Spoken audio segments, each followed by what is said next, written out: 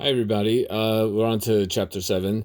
Well, we talked about linear transformations in the form t is equal to ax, where a is a matrix, x is a vector.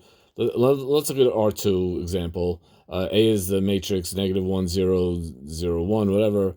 And then what that did is that if I multiply this times xy, I get negative xy. And if you look at it as just as a picture, if I have a vector xy, so it becomes negative xy. We mentioned it's like reflected around the y-axis, across the y-axis. So basically, any vector that I apply this transformation to, the vector was in this direction, now the vector is pointing in a different direction. Well, some vectors are not going to be pointing in a different direction, such as any vector that's on the y-axis is just going to stay put. And any vector that's on the x-axis is just going to flip over. Now, even though this is pointing to the right, and that one here is pointing to the left, but since they're in line with each other, we consider that like the same direction. So these special vectors that their directions don't change after the linear transformation are elite and wonderful, and they're called eigenvectors. And when I say don't change directions, either they stay literally in the same direction or they could flip to the polar opposite, the 180-degree opposite. That's the same thing.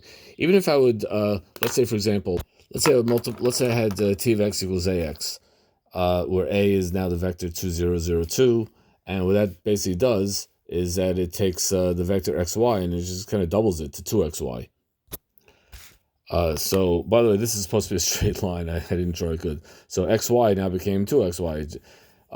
So what's interesting is that when you have a linear transformation, sometimes you can have a lot of eigenvectors, sometimes you have a few eigenvectors. For example, in the first linear transformation, only vectors that are on the y-axis or vectors that are on the x-axis are going to be eigenvectors. All the other vectors are going to change direction. In this one here, every vector is going to be an eigenvector because every vector is just going to be doubled but stay in line with its original. So if I had, for example, this guy over here, all that's going to happen is that it's going to get doubled. So that's my original vector x, and that's the ax, meaning this vector, this matrix times x. So in this first example, only the y-axis, only vectors on the y-axis and vectors on the x-axis are going to wind up being eigenvectors. Here, every single vector is going to be an eigenvector. Now, on the other hand, it's possible to have a linear transformation where there are no eigenvectors. In fact, we've seen such a thing. That will be the what do you call it? Remember the one that rotates everything by theta? Remember we had this guy over here where a is the matrix cosine theta, sine theta, negative, so on and so forth. When you take a vector x and multiply it times this matrix A, it rotates it theta. So by definition, it's changing direction. Unless theta happens to be 0 or 180 or something like that. But in general, here you'll have a situation where every vector winds up being an eigenvector. No vector winds up being an eigenvector.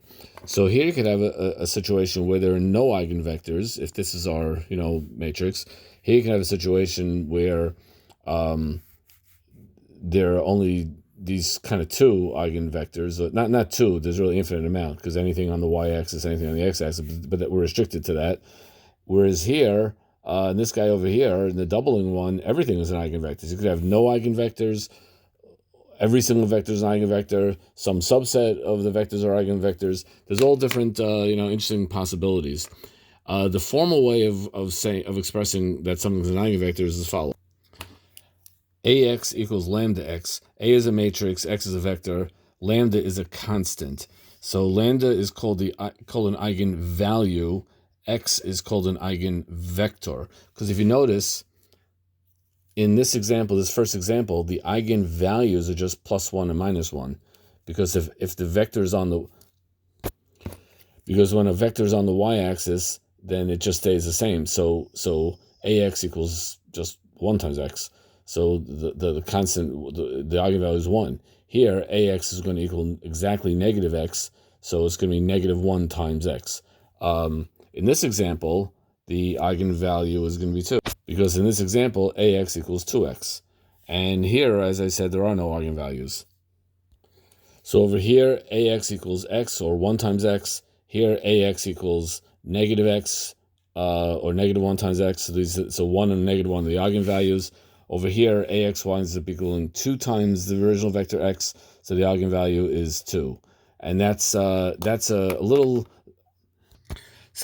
insight into the, I guess I'm going to say, the geometry of eigenvectors, and we're going to continue on that topic in our next video.